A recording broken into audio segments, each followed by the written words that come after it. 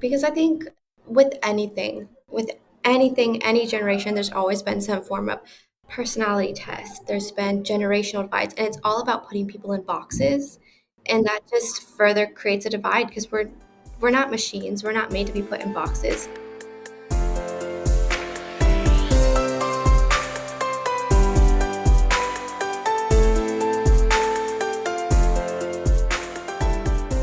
From Goose Creek Consulting, welcome to the Silver Linings Handbook. I'm Jayson Blair. That's Kaitlynn King, a consultant at Goose Creek Consulting who has experience working with, managing, training people over multiple generations. Kaitlynn uses her experience in human resources as a recruiter, as a leadership development and organizational development consultant, and even as a university resident assistant to bring a unique perspective to leading people over multiple generations. Today, we're going to be focusing on the impact of generational shifts on the workplace. We're going to discuss some of the challenges and some of the gifts of intergenerational differences in the workplace today. This is a moment where there are basically four generations still collaborating together in organizations across the world, eliminating some of that friction and getting some of those benefits, valuing those differences is really critical to diversity and inclusion, but also to our success in the future.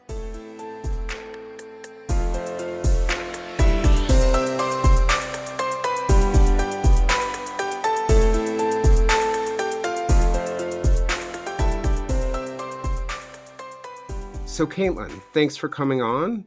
You and I have a lot in common, one of which is that we both attended Liberty University. I only made it one semester at Liberty, but you made it all 4 years. But one of the things that I learned in my short time at Liberty is that Liberty has some of the best resident assistants in the country. In fact, other universities would call Liberty RAs to sort of train their resident assistants.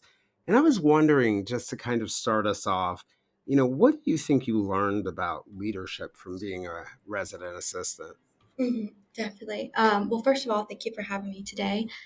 This is something that I'm very passionate about talking about, and it's a answering that question. Been asked that a few times, and it's hard to narrow it down to just one thing. But I think that one of the biggest, for sure, that I learned was humility. Hmm. There's a lot of pride in becoming a leader, especially at such a young age. And at Liberty, the process of selection was super rigorous. It was a 3-month multi-step process to even get to become an RA. So, having that at a young age, leading a hall, going through that process, it's easy to fall into that trap of the prideful thinking of, I know what's best, I'm the best, what I say goes, only my perspective matters. I was chosen as a leader after this whole long process, so you have to do what I say. But your pride gets knocked down pretty quickly once you actually Mm-hmm. go from being selected to actually leading. And, as it should. Like, I think you should be confident in the work that you did, but you shouldn't let that block your actual process as a leader. And I truly believe that pride has no place in the heart of a leader. You can be proud of your accomplishments and then you can be confident in your abilities, but having pride is so damaging. That's an interesting point because I've always said that one of the most important lessons in life for me, out of the sort of tough things I've been through, is that they've been humbling and that they've made me a better person, that I probably wouldn't have liked the person that I would have become without that. And one of the things about working in the leadership development field that I've realized is that, you know, what followers want from their leaders, they want a couple different things. They want integrity. They want to be able to trust what you say. They want Mhm. to know that you're competent. They want to know that you have good judgment. They want to know that you have ambition for the success of the team. But one of the most important things they want to know is that you have humility. And I've always thought that for humility, it requires an immense amount of self awareness at the minimum. But what are the qualities that you think make someone a humble leader? I, you can't just pin down for each person. It just really depends. But I think one thing that you absolutely need to have is mercy and grace, not just with yourself, but with those that you're leading as well. Don't just assume that you know everything, that you already have the answers already. So you need to have those qualities in order to, give grace to yourself, saying, admitting, I don't know everything. I'm going to mess up. That's going to be okay. It's not the end of the world. It's just about how much you mitigate that, that mistake. And once you have that grace with yourself and know that it's okay that you mess up, you're able to extend that to the others around you. There's able to be a middle ground, that barrier that's knocked down. So it's letting go of some of that perfectionism, Letting go of that I have to be perfect. And because I have to be perfect, other people have to be perfect. And I think for sure, like what you mentioned as well, integrity is a big thing because they needed the trust that you are going to do what you say, that you're going to do what you teach, that you're following the same rules and holding yourself to the same standard that you're holding them. So I think integrity, grace, mercy, those are some core qualities that leaders need to have. And it's interesting. I know we're talking about intergenerational things, but my gut, and I might be wrong here, is that those things like integrity and humility, that doesn't change across generations. Maybe how much people focus on it in terms of their behaviors, but the need for it from people is not something that's changed. If you jump back at different moments in US history, things like the Vietnam War, or you can see that like part of the challenges there were a lack of humility and a lack of integrity. And you look at other things like the civil rights movement or any big thing, that what we've really wanted from our leaders is humility and integrity. But one of the things that stands out to me is that once people get older, they it seems like they you sometimes forget what other people need. hmm I think, yeah, because once you get older, if you're not careful, I'm not going to say this is for everyone, but as you get older, you kind of get more set in your ways, and it kind of becomes, this is how I've survived this long. This is what I've done to make sure that my days to the best that it could be, or my family, or whatever. And so, because you're stuck in that way, it's kind of harder to, I mean, that's why they say you can't teach an old dog new tricks. It's harder to break out of that and look around to those, around you, or anything that has changed, which is a big part of that divide that's going on right now, is that intergenerational divide, because there's that friction and fission between the generation that says, I've been there, I know what works, how to do it. And there's this new generation that's saying, we understand that, but we don't have to just do this because it's the only way that's worked. We don't have to just, we can think outside the box. And so they just keep butting heads. And it's not just with baby boomers versus Gen Z. This has been any older generation to the new generation. It's a repeating process. Yeah. And so I think with that, pride goes in when you have a lot of accomplishments in life, when you've gotten far in life, pride comes with it. But we just need to remember that having that humility, because humility lets you ask those questions to understand more, but pride causes you to assume that you know the answers already. So why on earth would you be Mm. open to, learning something new if you already have all the answers? And so I think that kind of goes to point with what you're saying, that the older generation doesn't really think that far outside of what they already know. Yeah, what their present experience is.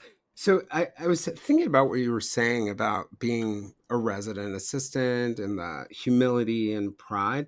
What happened to because I knew from what you've told me that you worked with other resident assistants, you worked with resident directors, you were involved in a number of pieces of the process. What happened to the resident assistants who couldn't demonstrate that humility, or where that pride took over?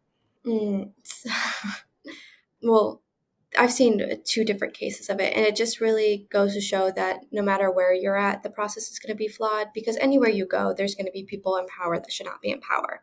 And so there were some RAs, and I'm not saying this because I have no fault. Obviously, I made a lot of mistakes, but there were RAs that I've had heard from, different students that they were not following the rules themselves, but they were strict on the students, or they just weren't there for the students, or they weren't upholding all the areas that they need to be. And some stayed in power and they graduated. Others, they're resident directors, who is, the direct line of supervision for RAs. They would, set them aside and say, I don't think this is working out. Maybe you should step down, or let's work on this. The first step is always, let's work on this. Where's the divide? What is this, an integrity issue that can't be fixed, or is this an issue that can be fixed? But For the most part, we have a lot of check-ins with our RDs, but some people slip through the cracks. You're going to have bad leaders anywhere you go, and that's just part of life. So some of the RAs did just stay in power, and their hall suffered for it. Yeah. The students, I mean, they got the pretty certification on their resume that shows, hey, I was an RA, but when it goes much further than that, what did they actually get from it? Because I think once you put your pride aside, as like I said, that's when you really grow. And so they may not have gotten the most out of their experiences they could have because they just didn't go the extra mile or had too much of that pride.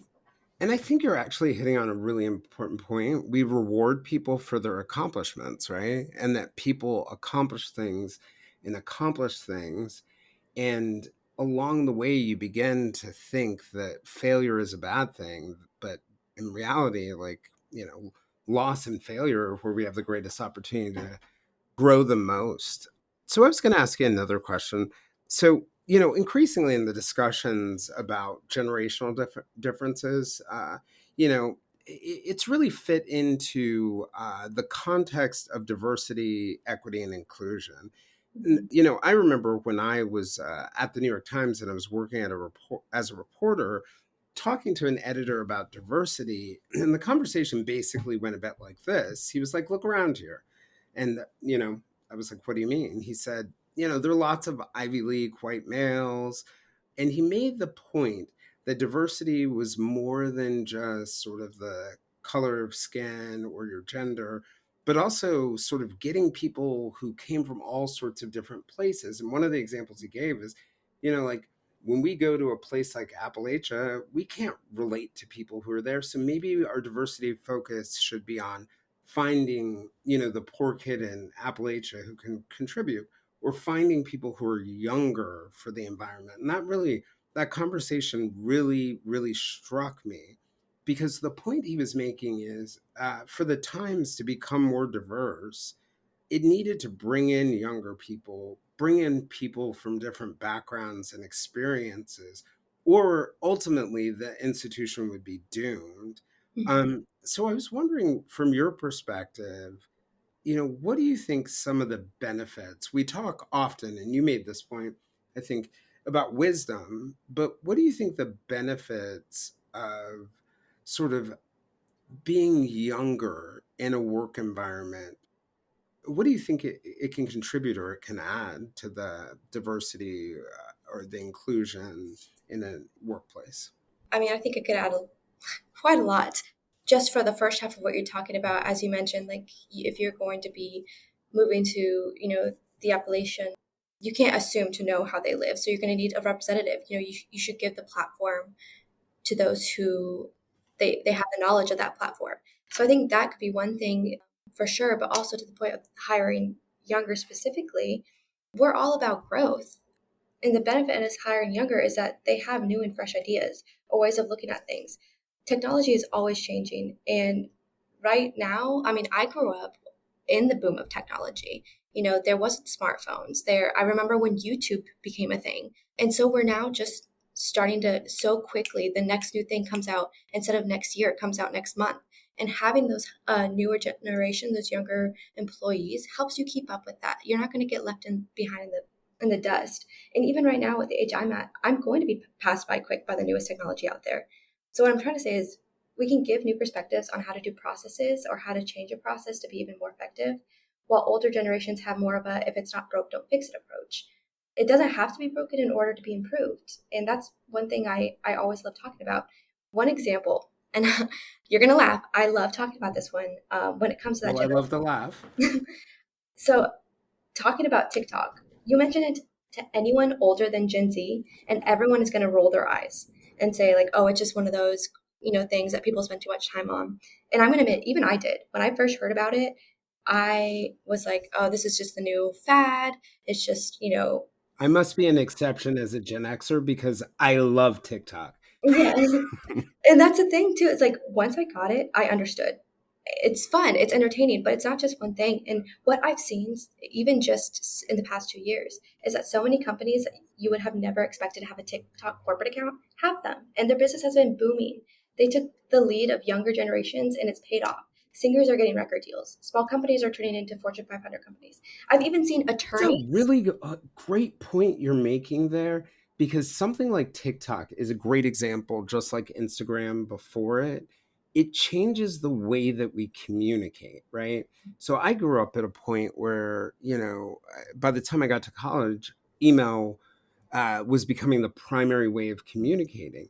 But if I'm in an email world right now with working with people who are in the 30-second video world, maybe I can't necessarily communicate with them very well, or communicate, internally inside an organization, but even communicate with the audience that I'm trying to reach. And so, you know, that could be a part of, I think, some of what you're getting at with this idea of like bringing in new ideas.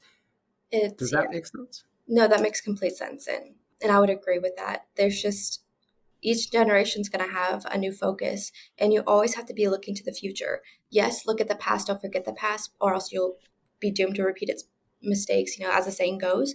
But if you're looking to grow, you only grow forward. You don't grow by stepping backwards and things that may have worked for previous generations. Like, for example, I was talking with one of my friends about this with missionaries. You don't see door to door missionaries anymore, or if you do, it's very rare. Now it's more, through social media, through different avenues. And that's a generational change where nowadays you can't just go door to door. People are not going to open their door to a stranger. People are not going to even want to go into a stranger's home. Like, it's just that our culture has changed. It's not as safe anymore. It's just not common. It's viewed as strange to show up to people's doors.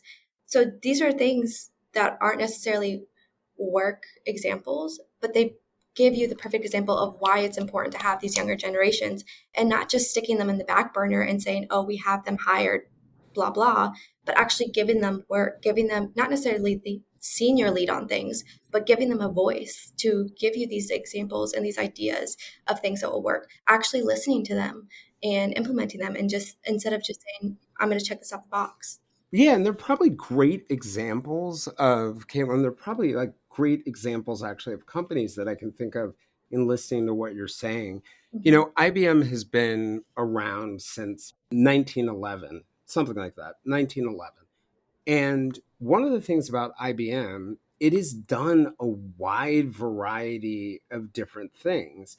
Right now it's known as sort of a multinational technology company, and that's what we primarily know it as.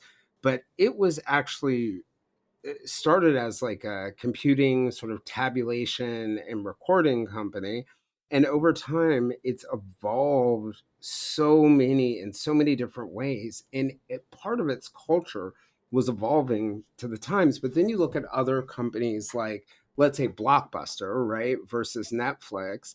They didn't pick up on the trend that, hey, people want to watch and they want to stream, or they want the convenience of things being delivered to them, or even a MySpace or Toys R Us not going online. Mm-hmm. Um, what do you think are the things that could leave current companies today behind, in terms of both in terms of working with their workforce and also in the competitive marketplace? I think, like, just with those examples, not listening to what the customers want, not seeing where the trends are going. I don't know if it's because there's a fear of the unknown, of the fear of expanding past what they already know for sure has worked in the past, or if it's just out of stubbornness of, I don't want it to be that way, so my company's not going to be that way. Well, then your company's not going to be growing. And I wonder sometimes whether it's about being able to predict. People love to be able to predict things, and the easiest way to predict something is to look at the past.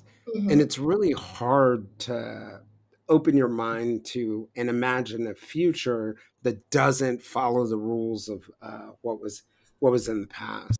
Yeah. So one of the other things I wanted to ask you, as somebody who's a younger millennial, how old are you right now? You're 6. So I'm the last end of the millennial. Okay, so you're the tail end of the millennials. But Hmm. as somebody who's a younger millennial who's worked for and led sort of older millennials, people who are in Generation Y, and who's also worked with people who are in Generation X and baby boomers, what do you think the biggest sort of generational mindset differences are between the Gen Xers, the millennials, the Gen Zers? The biggest difference I saw was the view of leaders and leadership. So, for example, with my millennial students, but regardless of it, if they're on the older spectrum of millennial or the middle ground, they would listen to and follow my leadership because I was the leader of that hall. Yeah, they might have questions, but their generation grew up with a lot of leaders being portrayed and glorified in media. So even in high school, juniors and seniors were put on a pedestal. However, leaders didn't really inspire much to younger generations who grew up with more individualistic values that were being glorified in media and growing up with so many leaders falling from grace in media. So to those younger generations, those Gen Zs, to them, it's all about each individual leading their own change and knocking down the structures and barriers. So everyone wants to be their own leader of change. I was getting questioned a lot more as a resident assistant, the rules being changed or boundaries being pushed. It wasn't until I brought them into the reasoning for the rules or helped them understand the importance of the bigger picture that they would actually start following them. So I Ah, so you had to lead those groups very, very differently. You had to adapt your style to the different groups. Is that fair? Yes. Yes, that's exactly it. I felt like the younger generation needed to have their own stake or interest in the rules or the reasoning for things in order for them to actually go ahead with them. They weren't just going to respect me just because I was the leader. They weren't just going to follow me just because, they wanted to know why. So that the biggest mindset difference I saw was just the leadership style because communication's the same regardless of what platform it's on. Right. But so yeah, there was little changes here and there, but that leadership mindset was definitely the biggest. So, how were you able to shift? Because a lot of, there are hundreds, if not thousands, of leadership books, servant leadership, this kind of agile leadership. And I think people sort of get in their head like, this is the way to be a leader. But it sounds like what you're saying is that an important part of leadership, particularly leadership across generations, is being able to adapt your style to what either the group of people need or what the individual needs. And I think about the first time that we ever worked together. It wasn't really a generational thing, but one of the things that we talked about was your style of working, right? Hmm. And, when you were able to be open about the way that you worked, we were able to adjust the way that we worked together so you could be most effective. So Hmm. I'm wondering, just based on what you're saying, is maybe some of the idea is that leaders need to be able to shift to the audience and, send the same message, get to the same goals, but use a different approach and respect, that the differences. Exactly, because without the people, you're not a leader. You're leading the people. So the people are your customer essentially. And yeah, you shouldn't give up completely and do whatever they want. You should still have, okay, this is the end goal. We're all reaching forward. I'm just the one leading the charge. But if you do it just your way, you leave your people behind. They're in the dust. They don't know where to go. They are starting a rebellion, whatever it is, if you're not listening to them. And so that's the difference between me being just another student on the hall and me being their leader. I'm their spokesperson. I'm the person they can come. Like, yes, I have the traditional, I'm there for their emotional, their mental, their academic, whatever help and health. But the biggest part outside of the job description is that I'm their spokesperson. I'm helping them succeed in their journey on living on a dorm, on being a college student, on all these things. And so if I'm not listening to what they want, I'm not a leader. I'm Yeah. just I'm just a dictator. And so I think that's one thing a lot of people don't realize with being a leader. You have all these books on how to be the perfect leader, and it's like make your bed at 5 a.m. Do Right. this, and it's all things that you do, but it's never listen to what your people want. What is the best way to get them to their goal? Well, so you made a really good point before, I thought, about how, people get set in their ways or, they change in different ways. Hmm. And I was thinking across generations. When I was growing up, I'm, in Generation X. When we were young, we were really considered rebels. Hmm. And we were viewed as a generation that sort of valued diversity, valued technology. We really cared about being practical. We were way more informal. And, we wanted to focus on being flexible and work life balance. And now at the time that was not seen necessarily as a positive among everyone. But you know, I hear some of the negative things that are said about millennials. And, I laugh sometimes because I'm like, those are the exact same negative things. The things you're saying right now about millennials are the exact same things people said about us.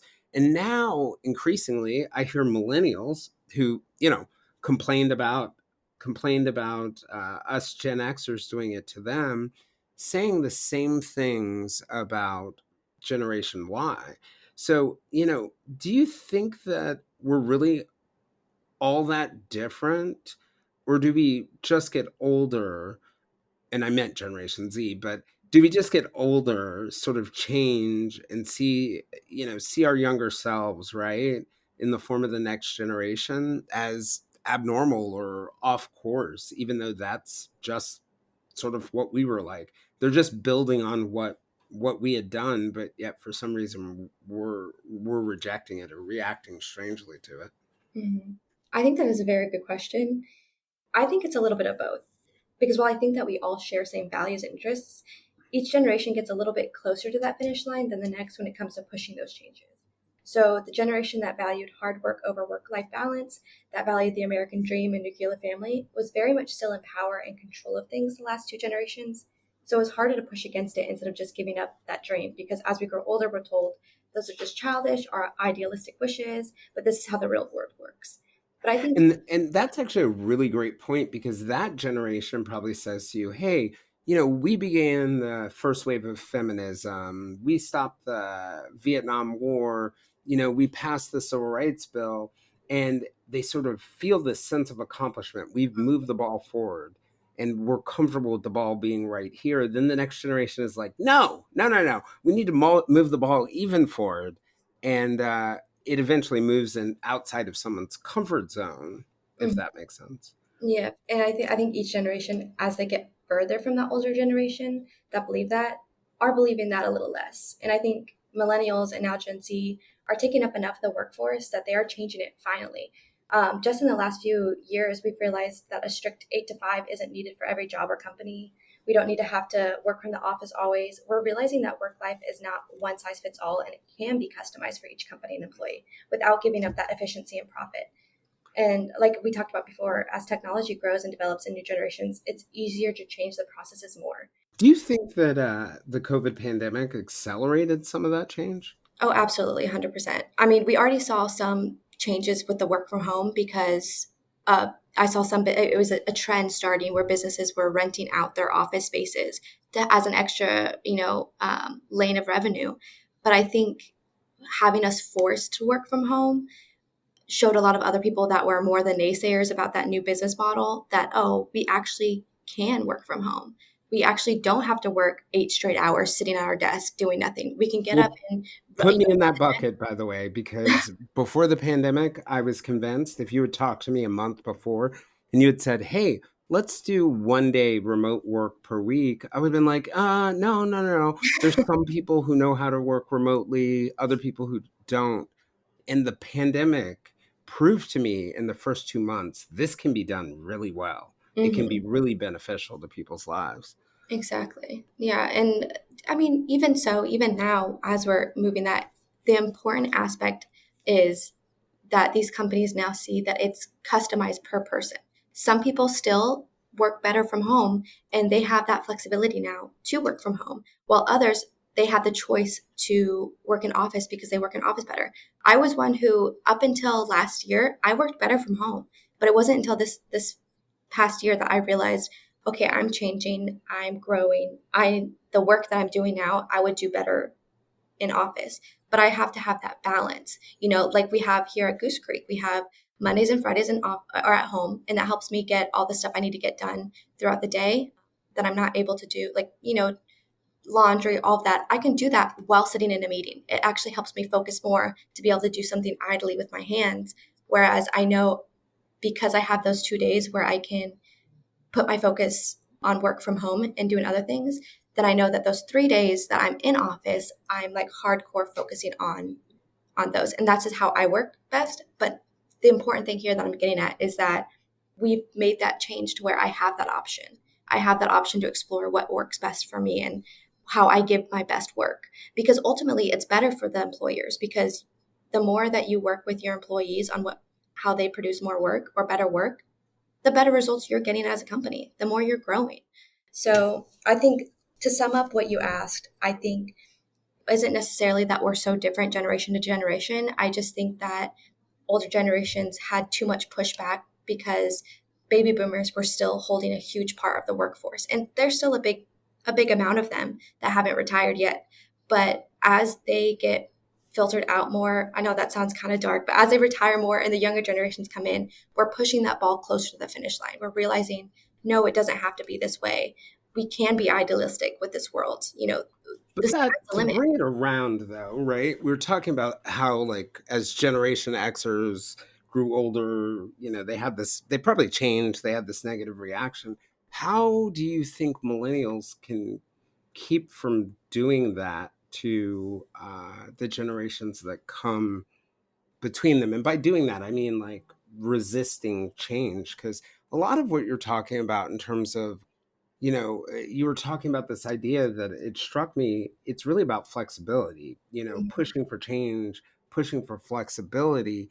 And, in the future, 20, 30 years from now, you may be able to, instead of have a computer, you may be able to, I don't know, type on a microchip in your brain. And some people may not be comfortable with people doing that. How do we sort of, as organizations, as millennials are taking more leadership role, how do we keep them from doing to the generations coming behind them what was done to them, undervaluing mhm. their desire for change and other things like that? Is there sort of a prescription for that you could think of? I just think just remembering, we were the Gen Z at some point, we were the youngest generation. And these are ideas that we had that worked. We pushed the bill on things. We're in that technology boom, but not getting stuck there. Just remembering. And like I said, going back to my original point, just, you know, having humility, knowing that just because you're older and you've been in the workforce longer doesn't necessarily mean that you are more wise. You're wiser, or you hold more. Well, You have there's different that ideas. saying too, right? Like, there's no one wiser than a child. Mhm. Um, the questions that children ask, they'll often ask a question, why do you do X? And the adults will sit in the room and be like, that's a really good question. I'm not sure why we do it. So I'm not entirely convinced that age and wisdom are always correlated. Mhm. Yeah, no, I'm not. I would agree with that. I don't necessarily think that when you're wiser, or when you're older, you're wiser, because you can get stuck in your way. But also, Yep. I will say to that, like, you can't put people in a box. You can't put generations in a box. So there are some younger people that lack critical thinking. There are some older people that lack critical thinking and that just don't. But I just, with that, the saying of, you know, older means wiser. I don't subscribe to that. And I also think, in tying that back to what you were saying before, I think what you're really saying is that leaders should look at the person in front of them, Hmm. not necessarily the way that the leader has done it, and not necessarily looking at them and putting a generational label on them, but really looking really at the actual person in front of you. So Hmm. sort of like looking at the whole person is a good approach. Exactly. Yeah. So I know that like the experiences of sort of baby boomers, those in Generation X, millennials, those in Generation Z have been super different, right? At least in America. The baby boomers lived through World War II, the Korean War, Vietnam War. Most of their lives were, that was wrapped around that was the Cold War. And then for the people like me who are in Generation X, we grew up in sort of a time of peace, economic prosperity. And millennials actually had a very different experience. They came out of college in the middle of sort of economic crisis, like the 2008 financial crisis. They grew up with wars in Afghanistan and Iraq. Along with Generation Z, they spent their sort of part of their early career in the middle of a worldwide pandemic. How do you think, like, our collective experiences as a generation, the things that we go through, impact how we show up at work and also how we view work? think it's clear in the values between each generation that clearly the experiences have shaped our view of the importance of work, but also the importance of the fulfillment in life. And that is kind of what feeds into work. So I think while they're older generations, the Generation X and baby boomers, they had seen such horrors. They had gone to war. Everything was put on pause. No matter what you did, that contributed to the war effort, whether that be, I think Mary Kay, there's a book on why makeup was so important during World War One and Two. So even from the door to door Hmm. sales to, you know, Ford Motors, supplying war trucks and stuff like that, everything was so focused on our life is work. Everything we do is pushing our life That is our forward. service to people. hmm Yeah. And then, Generation X, obviously there was a lot of stuff going on. There's a lot of change that was pushed. Like you said, they were viewed as the rebels. There was all these protests, everything that there started to be more enjoyment in life again. There was more, music was always a big part of, generations as they go, but specifically more, I feel like it was more positive. There was more Yep. enjoyment there. People were enjoying life again. And then millennials, they come back and right as they are in kindergarten, first grade, whatever, terrorism on Right. United States soil for the first time. That changes the world, changes everything. It changes, our experience at the airport. It changes our experiences going into buildings. Everything was shook that day. We had not necessarily a moment of Yeah, I peace, can but still remember when I could get into high security buildings with a clipboard and a pen and a Mhm. stiff walk, and people would just let me by. Yeah, and I mean specifically like with my family, I remember when everything was going on with one 9/11 and then two anthrax. My mom was terrified of having any of us open the mail or do anything like that. Like it was just this fear was constantly there, and so Mm, while we didn't push back fully into that baby boomer mindset of every single thing we do at work feeds into life, so you can't have life unless you work. There was now more of that. Okay, how do we get this done most efficiently? We need to build patriotism up more. We need to do, some. mm. Kind of going back to that in some ways, that World War II mindset that work is an opportunity for service. hmm But more so, like we had because of the influence of Generation X, there's still that, you could have fun. But I think now, I think Generation Z, and you can even see it in their humor, they're just so sick of one tragedy after the next. They lived through COVID, they grew up Hmm. in a world with terrorism and seeing all this, all this bad stuff that they're like, there's more to life than just work. I want to enjoy the time I have. The world is dark enough as it is. Let's do the most that we can for ourselves, for our enjoyment, for mental health became a bigger push. It's kind of interesting, actually, if you think about it. And I definitely want to grab that point about mental health. And, you know, the younger millennials are the children of Generation X, right? And we grew up in this time of peace and prosperity. And Generation X is the last generation, at least that in terms of their predictions, where we continued the American trend of being better off than our parents. And millennials will be the first generation that may not be able to achieve the same, home ownership and wealth and other things along those lines. And I think that impacted them. But I also think a big factor that I've always felt about people who are in my generation, looking around at my peers and colleagues, is that, we had that opportunity to grow and we put these unbelievably high expectations Mhm. on our children. We became the helicopter parents. And one of the things, like when you look at research around, one of the most important things is our early relationship with our caregivers. And what the research says is that if you live in an environment that is low anxiety but high involvement from your primary caregivers, you're going to be pretty secure in the world. But if you grow up in an environment that is where your caregivers are involved in your life, but also very anxious, it will lead to additional anxiety for you. So I wonder whether for millennials, it's a generation that had very high expectations of themselves, very high expectations from their parents, and then they just slammed into, things like the financial crisis and all the other things that were going on. And now they have a generation coming up behind them that didn't necessarily go through those things, may have that opportunity to do better than their parents again. I wonder whether there's the risk of resentment, you know leaders who are never going to have the opportunities of the people coming up behind them. I mean, just look at, just for example of that, look at this new student loan forgiveness. So much Mm. pushback has been through people who are like, well, I didn't have that opportunity. I'm still paying off. And I'm like, why wouldn't you want a new generation to have opportunities that you didn't have? Why is this such an issue that someone else is getting something that you don't you want this to get better? Like, you've admitted already that this is a problem, that there's a problem, and this is a whole other discussion, but just using this as an example, they've admitted that there's a problem with the student loan institution, with finances when it comes to tuition in general and different colleges expenses. They've admitted it's a problem. So why are they attacking the person that's getting something? Why aren't they again taking that?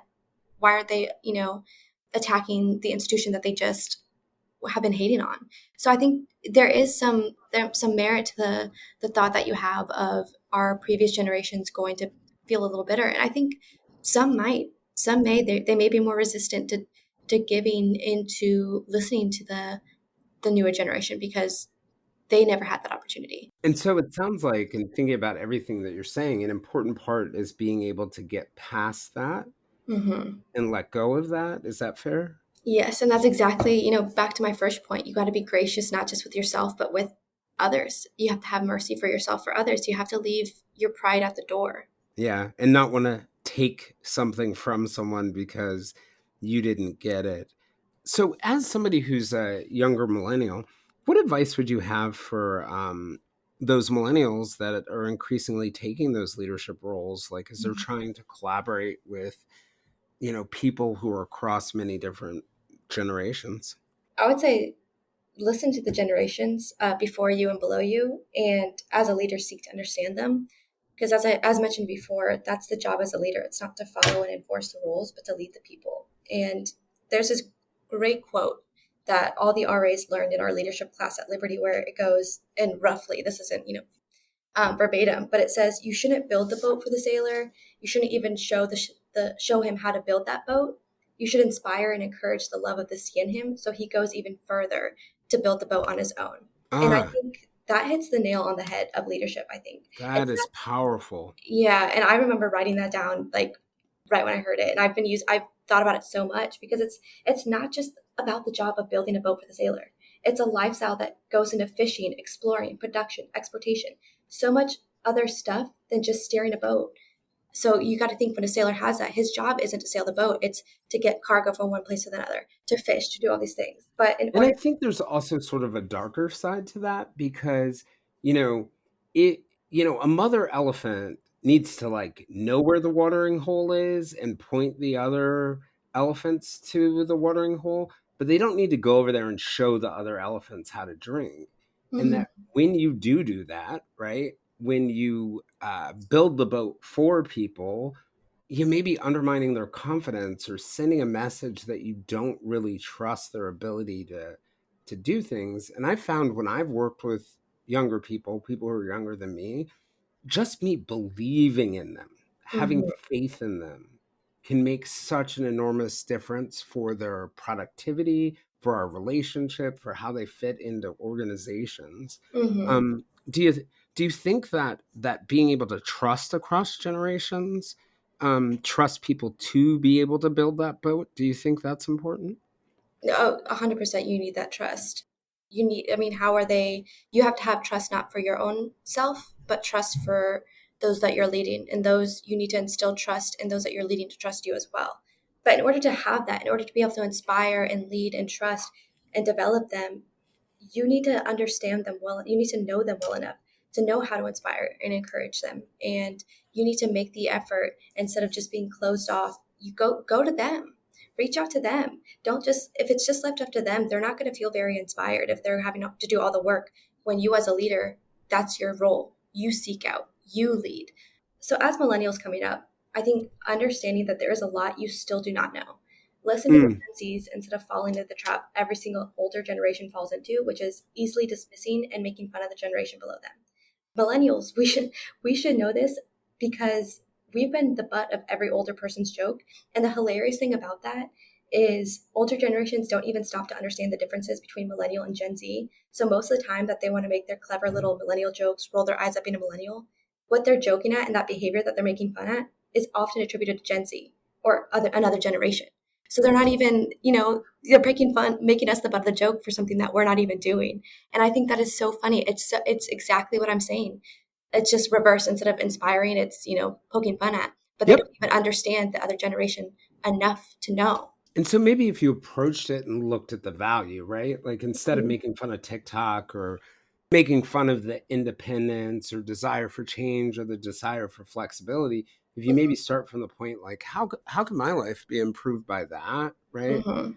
As somebody in older generation, and you start to focus on valuing differences, because I think that's like the, tying back to what we were talking about before, the whole point of diversity and inclusion is taking diverse approaches, finding the best in those, and being able to leverage them. And one of the things that stuck out to me about what you said, it's very sort of non-traditional for someone who's not a leader to be a change agent, right? You go into most Mhm. organizations, your change agents are at the top of your organization. But you mentioned that the folks in Generation Z see themselves as leaders, out of the Mhm. box as leaders, and see themselves as change agents. And they view having those opportunities as like core to actually having equity in the workplace. Like, does Mhm. that present for you any sort of unique challenges, or does it provide some opportunities for us? I think both. There's definitely that challenge of them being more combative or resistance, which I mentioned in the, that I had to switch my leadership style to challenge that. But it can be a good thing. No leader should be opposed to resistance. If you are, like I said, you're not a leader, you're a dictator. But if everyone wants to be the leader or the one taking charge, there's no one person to follow through with the work. And there's too many hands are in the My favorite employees are the ones who tell me when I'm wrong. pie. They're the ones who save me.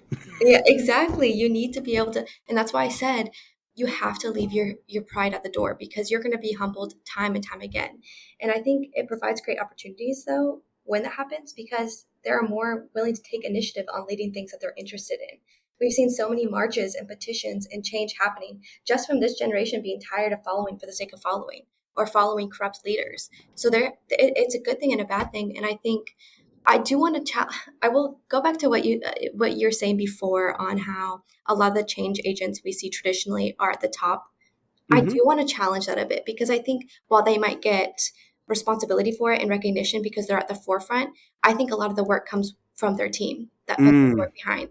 And I see that like from a tech point of view, you have the developers, you have the architects, and then you have the, business administrators who kind of meet with the client, see what the client wants, and they bring that down to the developers. And then Where it they might be getting credit for mhm. the being the change agents, but they're not necessarily the ones who are really driving the change. Exactly. So I think those on top are definitely the spokesperson, but I don't think they're necessarily the change agent. I think their team is the ones really pushing. And that's why it's important to have a leader or one spokesperson or even like a panel of spokespersons. Because, like I said, you can't have everyone's hand in the box, everyone's talking over each other, everyone, you're not going to get anywhere. But when you have that panel or that person who truly understands what their team wants and is able to accurately speak for them in a way that's not undermining, in a way that's not putting words in their mouth, that's where the change comes. So do you think that like a part of the equation could be that, in the same way, if we were running a committee to make a big change in an organization, we want to make sure we have different genders represented. We may want to make sure that we have different races, that maybe bringing, regardless of what their higher rank in the hierarchy is, but bringing people from different generations to the table for some of those decisions can add real value. Mhm. So I was curious for you. We've talked a lot about humility. What's the most humbling experience you've had leading? uh, I have had many, many humbling experiences. To just narrow it down to one would be Oh, why narrow it to true. one? Yeah, well, for the sake of time, yeah. I have to think about that one. There's been a few times, just on our hall having people ask me questions or ask me why things are done that way. And I had no idea. But even just not on my hall, I remember, being in a classroom and it's not like Liberty is a huge school. you can't pinpoint, you don't know everyone who they are. And so not everyone knows, oh, the person sitting next to me in class is an RA. And some people are off campus students, they don't have to deal with RAs. But I just remember this, I was giving the girl next to me had found out I was an RA, and she was just asking me more about dorm life. And this is when I first became an RA. So I was a lot stricter in the first few months before I quickly got humbled and realized that I don't actually know what I'm doing. But they were asking me all these questions. How would you do this? What would you do in this situation? Or what do you believe? Why do you believe that this rule should be part of the Liberty Way is what we call our charter, basically our rule book. And I had no answer because it was like, yeah, I'm leading them just because it's something in the rule book, but do I actually understand why it needs to be this way? No, I'm just, like I said, being a dictator. I don't understand what the hall actually wants. And I realized like a lot less people were showing up to hall events. I'd go door to door and I'm like, why aren't you guys doing these events? Like, these are fun events. And it was, well, it doesn't work with our schedule. Well, if those aren't ones that we want, that doesn't make sense for us. And so quickly having to take a step back and think, okay, I can't just go on Pinterest and look at fun hall ideas. No, like I actually have to do the work of a leader and critically think through what my hall wants, what makes sense for my hall. And once I did that, once I admitted, like, oh, and there's been, so finishing that thought, once I admitted that, I was able to actually listen to them, but Well, also, that's a really interesting point, by the way, Kaitlyn. You were saying that there were these hall events, right? mhm, And that people weren't showing up to them just because that's what they were supposed to do. And that kind of gets to that point about independence too that you were getting at. And one of the things that I was thinking about, like if I had a dollar for every time somebody at an organization that our company is working with told me that millennials, now Gen Zers, right? Same thing. If I had a dollar for every time they complained, I would be a super rich man. But my own experience has been quite the opposite. I have found both of those groups to be really hardworking, mhm, creative, loyal. But one of my firm beliefs is that like loyalty with is earned, particularly with millennials and Gen Zers. mhm. And I think that one of the misconceptions that may exist is that loyalty should just instantly be granted. And, I think about that example of the hall events, and you're saying that they're fun. It's almost like you needed to demonstrate it to them, prove it to them, which can feel really hard because the older we are, the more the world tells us we're supposed to be wiser. And we've got a generation that's coming up that is kind of rejecting that idea of wisdom. How do you, in an environment like that, how do you work across different generations? You got to have thick skin sometimes, with working with older generations. Like you said, I've heard it a thousand times too. We're too self-absorbed. We don't have the capability of functioning without technology. We're viewed as a generation that killed critical thinking, and that can really get in the way when our coworkers we are meant to be collaborating with don't take us seriously, or they brush our ideas in our work aside. And And so it's I so think, funny you say that because my experience has been critical thinking hasn't disappeared in those generations. It just happens a little faster sometimes, mhm. and it happens with the aid of technology. So some of them are actually able to do more.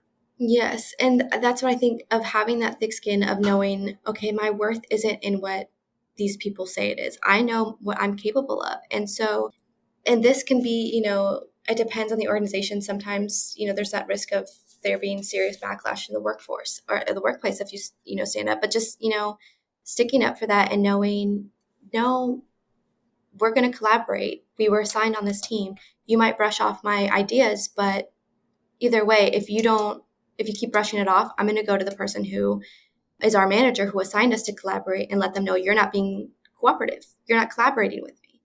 Like, it just knowing that there's systems in place in the workforce. And at the end of the day, no one else is going to advocate for you except for yourself. You have to have that. You have to push forward.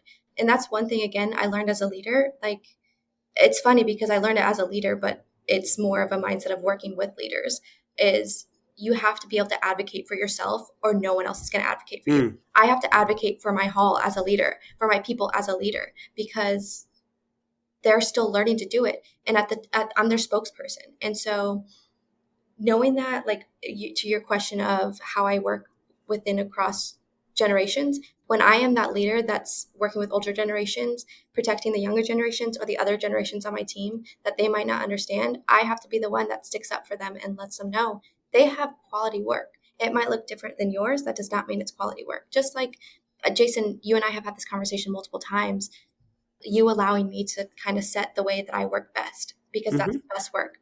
That doesn't mean I'm any less, like I'm less hard of a worker. It just means I work differently and I still get the same In fact, one of efficiency. the hardest workers. It uh, just might not be during the same hours that the person across the hall for me is, but like I don't think anybody would question your level of hard work. But I mhm, could also see, to your point, I think some people who are more rigid or aren't mhm, looking at the whole person might say, okay, and I'm obviously making this up. You want to work from 8 to noon and then go off for a couple hours and then work till 9 at night when you get back. They might look at that and, be like, oh, that's somehow a lack of commitment. I think people need to value differences more. mhm. And I think too, older generation needs to realize that work isn't our life. That doesn't mean Right. we're any less committed to our job. Like Yep. I am very committed to furthering Goose Creek, but at the end of the day, like I said, I have a very important work life balance. And that doesn't mean I value my job any less. It just means I also value other things. And that's okay. And I think that's what this newer generation is realizing, what is now becoming more prevalent in the workforce, is that it's okay to value other things other than your work. It's okay if I have to, like, I had to step out of the office the other day to deal with a family issue. And you were okay with that because you understood that this isn't the only thing that's important in my life. But that doesn't Yeah, and mean it's any less important. I think a part of it too is that where work exists in your life, very much has to some extent do with Hmm. your job. And sometimes people confuse hard work or hours is really Hmm. they confuse hours with like hard work or they confuse it with productivity. But if you know I've always told my leadership team, I don't care if you take 6 months off in a year, just as long as you can do your job. Like if you can somehow Hmm. miraculously do it in 5 months, like take the Let me other know your secret because yeah, take the I'd other love a 7. 6 month break. Right, exactly. Actually, we should change our business and start selling whatever that secret is. Exactly. So and I get what you're getting at in terms of like uh, really being able to appreciate those differences on not Hmm. just a generational level. And maybe we're looking at the wrong thing when we're looking at generations. Maybe what we're really looking at here is looking at the individual person instead of sort of like broadly labeling and seeing what that person needs and seeing what that person can bring Hmm. to the table. But, as I say that, I'm going to ask you this question. Like, if you were sitting in front of, let's say, hundreds of HR professionals and hundreds of leaders, and, and you had an opportunity to sort of talk to them, because, Hmm. what do you think, the misconceptions, are, because there are a lot of sort of like simplistic portrayals of younger generations in the media. There are lots of armchair psychologists who are sort of like, I think they're getting in the way of sort of Hmm. leveraging the talent, the ideas, the approaches that we could all benefit from other generations. But, what advice would you give to those HR professionals and those leaders about sort of getting the most out of our differences? Hmm. I would just say, again, to set understanding, because similar to what you said, those misconceptions, it's all about perpetrating those misconceived stereotypes and not seeing us for the good and the bad. Like, no generation's perfect. I'm not advocating just for the younger generations. There's the grayscale. Like, yes, we ask more questions, but look how many things we have changed because we stopped following processes. Yes, we finish our work before 3 p.m. That doesn't mean we aren't hard workers or we're lazy. So I would just the advice I would give is just listen to the needs of your people because yes, you have your clients and everything around you is changing. But if you're working for a team, focus internally on that team. Your people are Right. your clients. You can't lose focus on, I've seen companies do that where they preach something that they don't, they offer medicine and they preach stuff that they don't take themselves for their own Mm, teams. And so understanding that your people are just as much your clients as your customers. And it's funny you say that, because one of the things you'll hear in the leadership development industry, the worst companies when it comes to leadership are in the leadership development Mm, industry, as they are yeah. teaching other people to lead. So let me flip that question on you. I asked about sort of like, what advice would you give them? And, I think about you, you're relatively young for the position that you're in right now. You're Mhm. working consulting, you're giving advice to all sorts of older people. What advice would you have for younger millennials and Gen Yers to be as successful as you've been, as early as you have been in your career? I would give them that question. I'd say, don't stop asking for advice. Don't, like, I think, like I said before, no generation's perfect. I know I've been advocating a lot for the younger generation now, but just because you do see things differently, don't assume it hasn't been tried before. Instead, ask advice on how it's been tried before so you can avoid the same mistake and improve it in a different way. So that's, I was like a sponge growing up. I hung out all the time with my parents' friends. I'd ask them so many questions about their job, what they did, how they did it. I wanted to see how things worked. And I think that led me to, and especially being very hardcore humbled the first few months of my leadership, of just realizing, ask questions, ask advice. The same mistakes that the older generations make out of, being stuck in their way of not asking questions and not thinking, not fixing what's not broken. Don't Hmm. assume that you know everything because you're coming with a new perspective. Ask advice to see how you can use that new perspective in a way that hasn't been tried before. So some of this is really about mutual respect. Yes, everything, like everything. That's why I'll say, like, as a disclaimer, this isn't me just, dumping on older generations saying that they're stuck in their ways constantly. I think there needs to be, if there's any change that's going to be done with fixing the divide between generations, it's got to come at people putting the pride at the door, all being humble and knowing that there really are no big differences with the work that's done. It's just the time amount it's done and the way about it. But it doesn't mean that any one generation has a lack of work ethic, has a lack of hard work, critical thinking. Those things have been strong every generation. It's just how it looks that's different. But understanding that there is really no difference and you can learn from both. You can't just learn, So, as you were saying, just the best way to sum it up is mutual respect is Yep. very much needed in order to go anywhere. I really like the advice you gave back for what people can do in both directions. But Hmm. like, one of my takeaways from listening to what you're saying is it's really about getting to this idea, to some extent, of paying more attention to the whole person. Yeah, definitely. Because I think with anything, any generation, there's always been some form of personality test. There's been generational divides, and it's all about putting people in boxes, and that Mm, just further creates a divide because we're not machines. We're not made to be put in boxes. I'm an introvert that has extrovert qualities. I meet another introvert that has extrovert qualities. We are two completely different people. We function different. We get rest different. So it's like just understanding, and I see it so much with people putting their identity in their generations, that closes them off from collaborating or understanding other generations, just realizing we're all people, we're all very different. yeah, and also it prevents you from seeing your commonalities. Like, I Hmm. take your point about you being introverted, right? Yeah. And I'm the same way. Like, you and I are decades apart, maybe in terms of age, but we actually probably have a lot more in common than we have that's different. We share similar values. We care about similar things. We have beliefs about the impact that leaders can have on society and fulfillment. And it's really interesting to think that this generational boxing really can be like a roadblock, a psychological roadblock to us seeing how much we have in common. Exactly. Yeah. And I think, like I said, each individual needs to put their pride at the door and realize they can learn from anyone, young or old. Well, thanks, Kaitlynn, for joining me. I really appreciate it. I wanted to ask if you had any sort of closing comments that you'd like to share. I think that pretty much sums it up. Like I said, all generation, any leader, no matter where you are, leave your pride at the door and lead with an understanding of your people. Inspire that love of the sea. And thank you again for having me on your podcast. It's been great talking about this.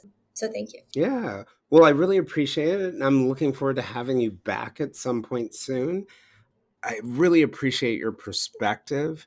I think it gave a lot of insight about sort of the importance of humility and pride, the importance of being able to sort of respect each other.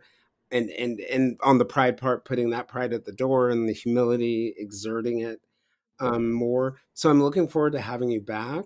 And until then, take care of yourself. Yes, take care as well. I'm Jayson Blair, and this is the Silver Linings Handbook podcast.